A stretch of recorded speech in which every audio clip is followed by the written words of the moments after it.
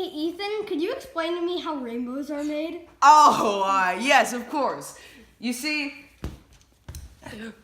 rainbows actually come like decades and decades. I'm sorry, not decades, millennium late, because the rain because the water molecules that are coming up in the air are so lazy they just play Pokemon Go, which is why after the first rainstorm like millions of years ago, the first rainbow only came in like the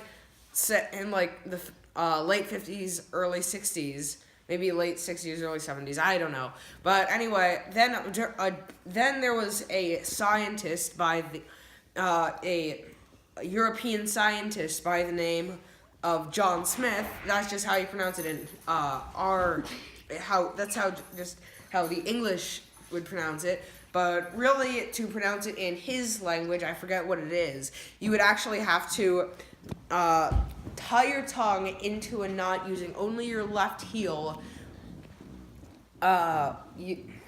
while simultaneously playing 15 out of tune bagpipes. Anyway, he extracted the color from the rainbow, and up until then, everything was black and white. And so then he created color, which explains why so many movies back then were still black and white, because it was relatively expensive back then.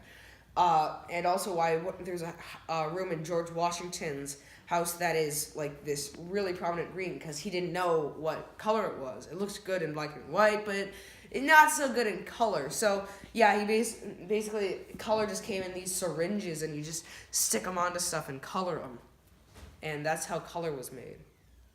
Yeah, I was asking how rainbows are made. Yeah, I just told you. You told me how color was made.